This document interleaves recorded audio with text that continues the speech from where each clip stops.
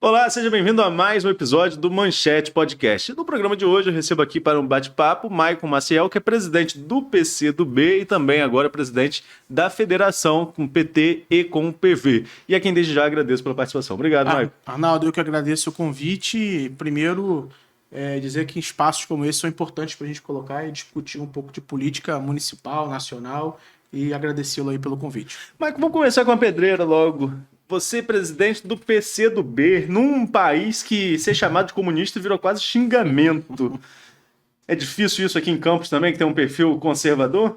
Olha, eu acho que... sinceramente, eu não encontro muito essa resistência quando a gente faz um trabalho de base consistente, como o PCdoB tem feito nos últimos anos aqui em Campos, desde que eu assumi a presidência do partido ali em 2020, né? Eu acho que a gente tem conseguido, inclusive, crescer o número de filiados do PCdoB em Campos, e isso, inclusive, relata e tem o melhor retrato disso na eleição de 2022, quando as candidaturas de deputado estadual e federal do PCdoB em Campos tiveram mais de 3 mil votos.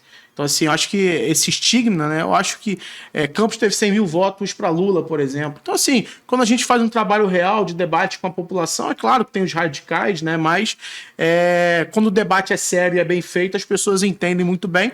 E até porque eu acho que o principal ponto agora do PCdoB é a construção do país, né? Junto com o presidente Lula, de reconstruir o país depois do governo Bolsonaro. A gente sabe as dificuldades que tem, mas, assim, eu particularmente não tenho muito enfrentado esse problema, pelo menos nas bases que a gente vem trabalhando agora nos últimos anos, né? Agora, Campos tem uma situação de que até uma discussão se Campos é conservadora ou se é uma questão de ocasião. Você falou de 100 mil votos de Lula. Lula já foi o mais votado aqui, né, em outras oportunidades. Enfim, é uma coisa que acaba variando. Mas Campos, em relação à esquerda local, o PT perdeu espaço, né?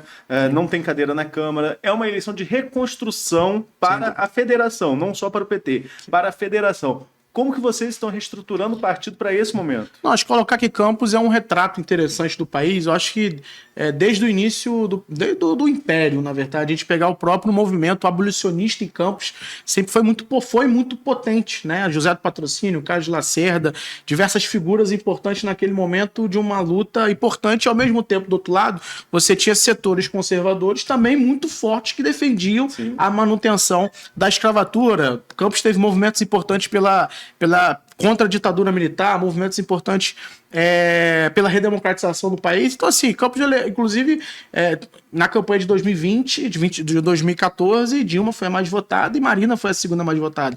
Campos é uma cidade emblemática, acredito eu, não é só por questão de ocasião. Nós temos uma cultura própria que deve ser respeitada, mas nós temos grupos muito bem posicionados politicamente, hoje da direita, né, que conseguiu ter uma ascensão com o bolsonarismo, com a esquerda no processo de reconstrução, que não pode passar em branco os 100 mil votos do presidente Lula na eleição passada, mas que tem, sim, já entrando um pouco na questão da federação, inclusive hoje o debate nosso dá certeza da eleição de 2 a 3 vereadores para a Câmara Municipal, para voltar a ter um debate progressista na cidade que hoje não se encontra na Câmara Municipal, infelizmente, né? Então vocês projetam de 2 a 3. Mas aí vamos falar por partidos, não só a federação. Obviamente que na hora de contar, vai contar a federação. Claro. Como que vocês estão dividindo aí dentro dos partidos os números de pré-candidatos? Vem com a chapa fechada, com a nominata cheia, que o grande erro do PT na última eleição foi aquela nominata esvaziada. Você teve ali Zé Maria com um número alto de votos, mas não conseguiu a cadeira. Dessa vez vem com a nominata completa? A gente vem com a nominata completa, né? Fizemos a nossa divisão aqui das vagas. O PCdoB, é claro que historicamente, pelo tamanho do nosso partido, a gente opta, né, pela concentração, né, de pré-candidaturas, até por uma questão de estratégia nossa, mas, né, junto com o PT, junto com o PV também, que tem candidaturas do Partido Verde, a gente vem com nominata completa, e é bom reforçar que a federação é um instrumento importante de aperfeiçoamento da democracia do país, né? A federação, ela foi aprovada em 2022, a federação que elegeu o presidente Lula, a federação, para quem não tá entendendo, não entende um pouco, é como se fosse, não é como se fosse, né, mas dá esse exemplo grosso, né? As coligações anteriormente, né? Porém, as coligações não tinham nenhum tipo de critério político, né, ideológico. A federação, e poderia acontecer em todos os âmbitos, né, nacional, estadual e municipal. A federação ela é nacional, não é federação só em Campos, a federação é no Brasil, né, e ela replica em todos os estados, em todos os municípios onde esses partidos existem, né? Então a federação ela cumpre um papel importante e ajuda os partidos, né, a montar, principalmente na eleição, né, de proporcional, né? Eu acho que isso é um avanço importante. Inclusive, outros partidos optaram pela federação. Não tem essa federação PCdoB, PT e PV, a Brasil da Esperança. Nós temos a Federação Cidadania e PSDB. A gente tem a Federação Pessoal Rede. Inclusive, isso é uma tendência, né? A cláusula de barreira ela vai aumentando, se eu não me engano, até 2030, ou 32, eu não lembro exatamente, mas ela vai aumentando, então isso é uma tendência do país, né, acontecer.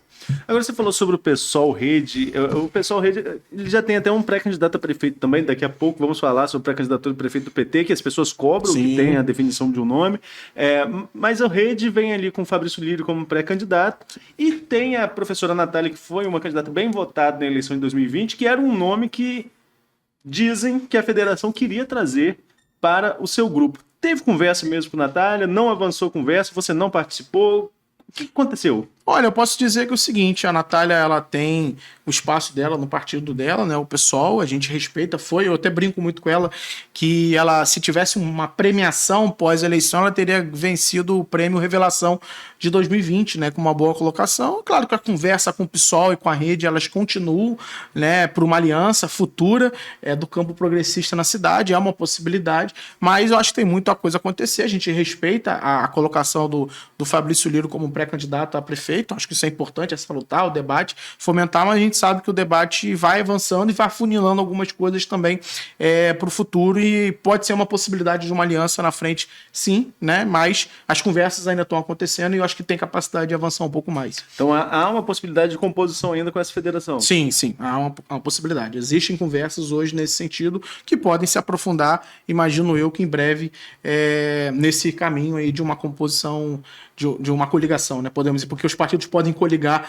na majoritária. Na majoritária. Mas haveria espaço para a majoritária sem ser a federação pura, a federação que você preside? Há possibilidade de composição, abrir a chapa para o vice vir de outro partido? Não, acho que aí entrando um pouco até nessa, entre aspas, polêmica que existe, fecha aspas, né, das nossas pré-candidaturas hoje que se materializam no nome da deputada estadual Carla Machado, do professor ex-reitor do IFE, né, o professor Jefferson, e do Elinho Anomal. Acho que primeiro dizer o seguinte, a nossa defesa, a defesa do PCdoB, e essa é uma defesa que eu posso também colocar, que é uma defesa até dos nossos companheiros, tanto do PV, que é o Chiquinho, que é o presidente do partido aqui, da Odisseia, é que se amplie essa possibilidade para trazer outros partidos para indicação do vice, né? Acho que isso é muito importante colocar para a gente poder ampliar o leque, né? Ampliar a articulação, enfim, número de tempo de televisão, né? Candidaturas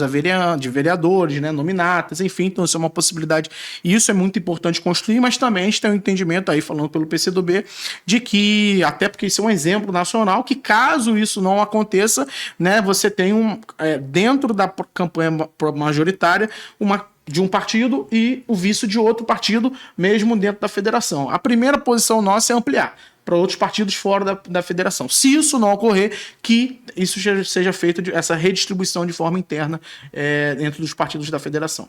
Agora vamos falar em relação a essa disputa majoritária dessa coligação, dessa federação que você preside hoje. Você tem o nome da deputada Carla Machado, como você mesmo citou, você tem o nome do Jefferson, do Elinho Anomal.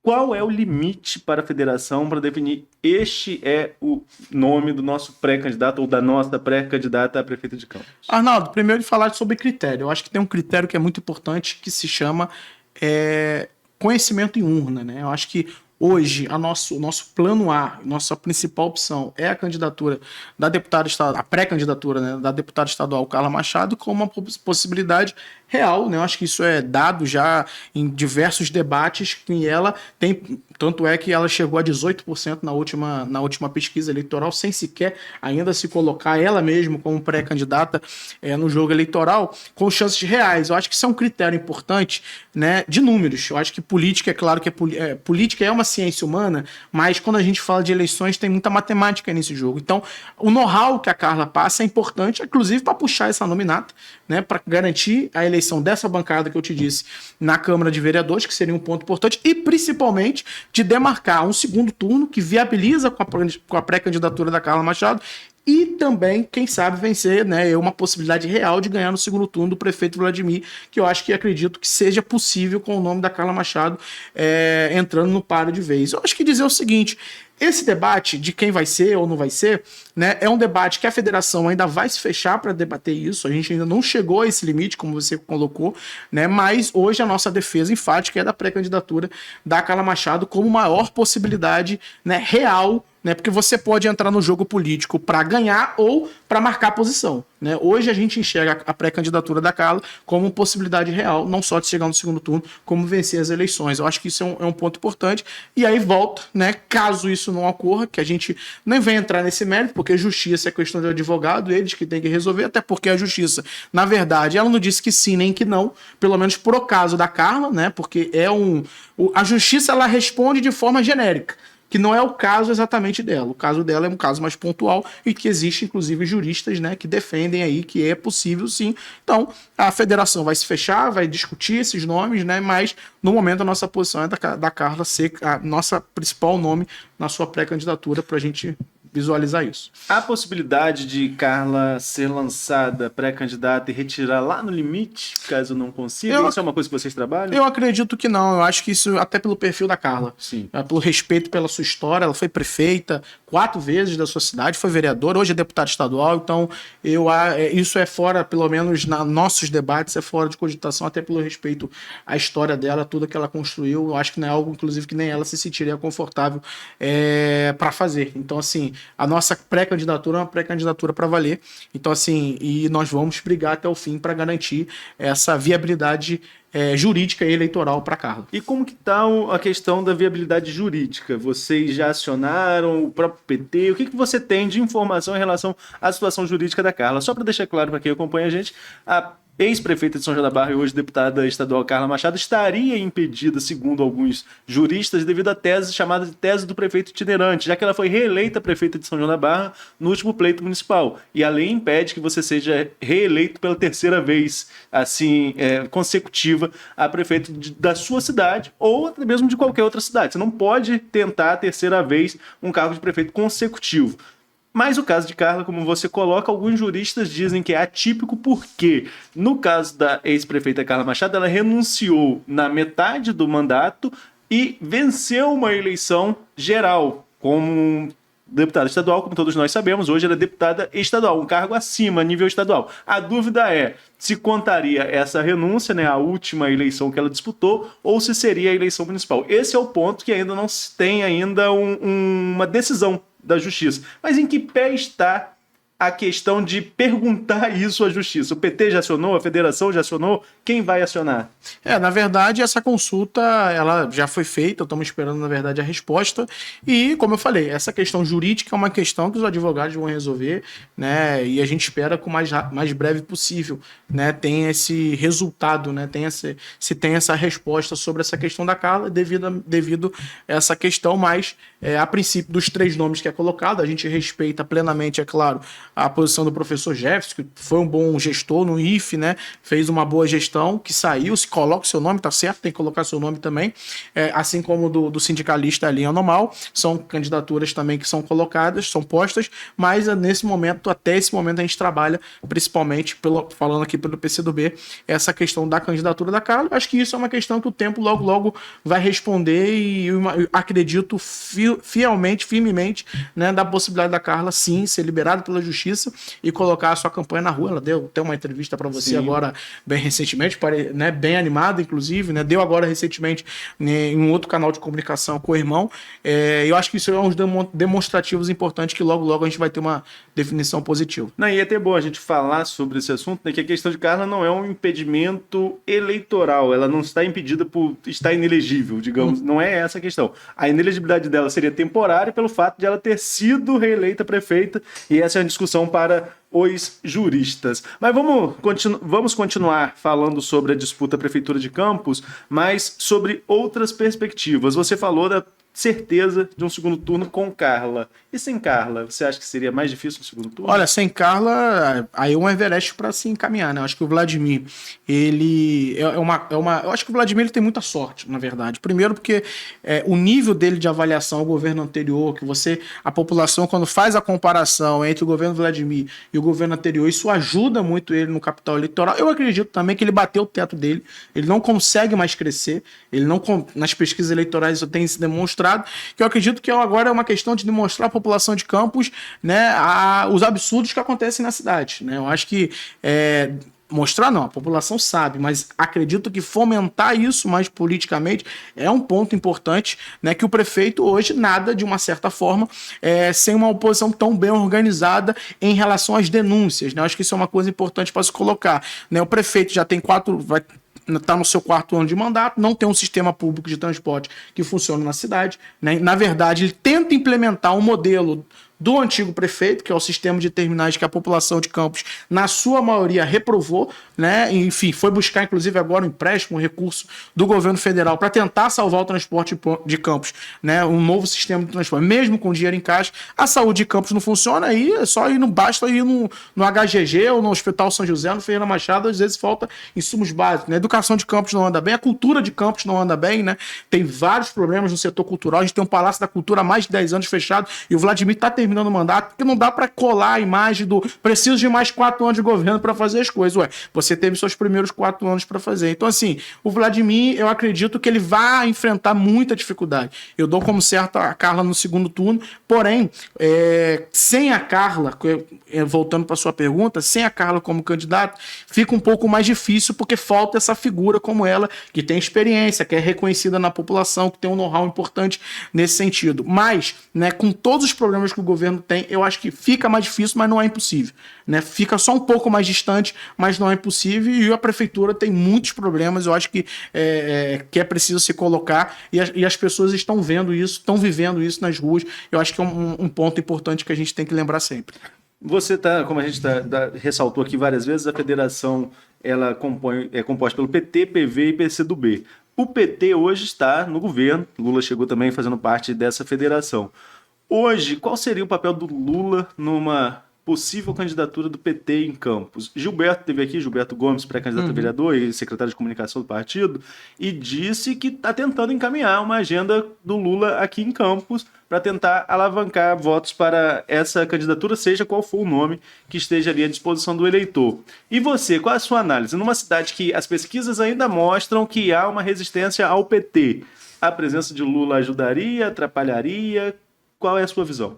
Eu acho que tem que olhar o Lula pelo que ele faz, né? Eu acho que as pessoas às vezes têm uma visão muito preconceituosa sobre toda a questão, mas foi o governo do PT que construiu o IF Guarulhos, por exemplo, que é uma obra importante.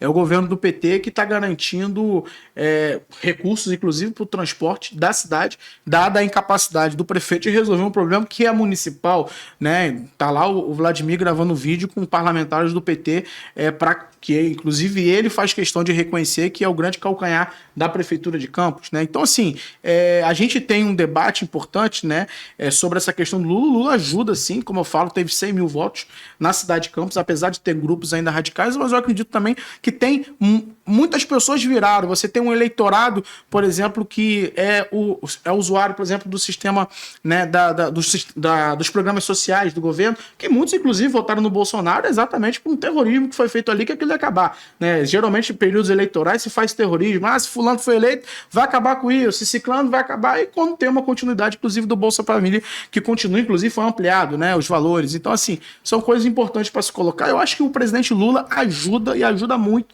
inclusive inclusive pelo histórico que ele tem na cidade, importante de investimento que tem aqui. Eu tô falando de coisa concreta.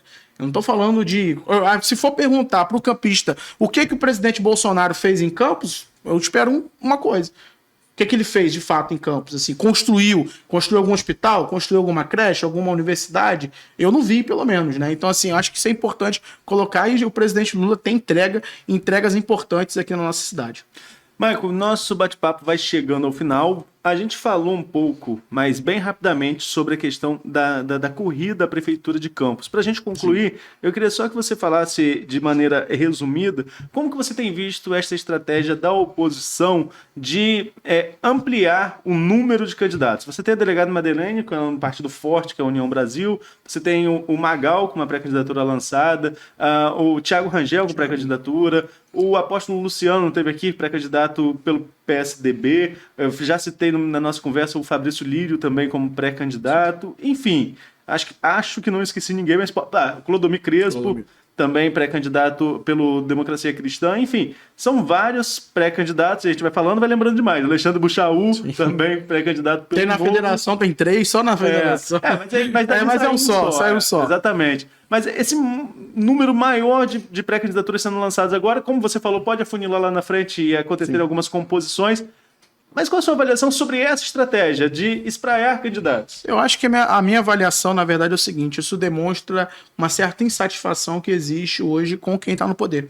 Né? Se você tem candidaturas mais amplas, né, e de direita até a esquerda, demonstra que a incapacidade de hoje, quem está no governo municipal, de dialogar com essas pessoas, apesar de tentar vender essa imagem de diálogo, de paz, etc, etc, mas isso não se concretiza na prática e esse é um demonstrativo que a classe, né, a sociedade campista, ela rejeita o que está atualmente aí por saber que tem muito recurso. Vou repetir a frase do prefeito, falou tanto, né? Que o dinheiro tem, falta gestão. E quando você olha para a cidade e vê a cidade bilionária, com recursos bilionários, com os royalties, com um orçamento quase de 3 bi só esse ano, e você não tem um sistema de transporte público, você não tem uma saúde de qualidade, você não tem uma educação, você não tem qualidade de vida na cidade de Campos. Então, isso, inclusive, é um retrato da insatisfação que existe. Vai ser um governo tão bem avaliado assim, que agradasse tanto, né, como tenta se vender, eu acredito que não teria essa ampliação tão grande assim de candidatos, até porque eu acho que você define um lado, né, ou sou de esquerda, ou sou de centro, ou sou de... ele está tentando ser de centro, né, de centro-direita, mas eu acho que isso é importante colocar. Mas, do ponto de vista eleitoral, é importante até pelo fato de pulverizar a votação, já que você tem um prefeito que se diz ganhar no primeiro turno. Geralmente, quem diz ganhar no primeiro turno nunca ganha, né, mas vamos tentar construir. Eu acho que isso demonstra que existe uma insatisfação geral e eu acho que isso pode, sim, também forçar um segundo turno aqui em Campos. E as coisas não estão tão vencidas assim como eles tentam vender, e eu acho que isso vai se afunilando cada vez mais. Mike, queria mais uma vez agradecer a você pela participação e desde já deixar o convite aberto para outras oportunidades. Valeu, Arnaldo. Obrigado. Obrigado a você que nos acompanhou e até uma próxima. Então é isso, galera. Você que acompanhou o Manchete Podcast até aqui, fique ligado também nas nossas redes sociais. Até a próxima.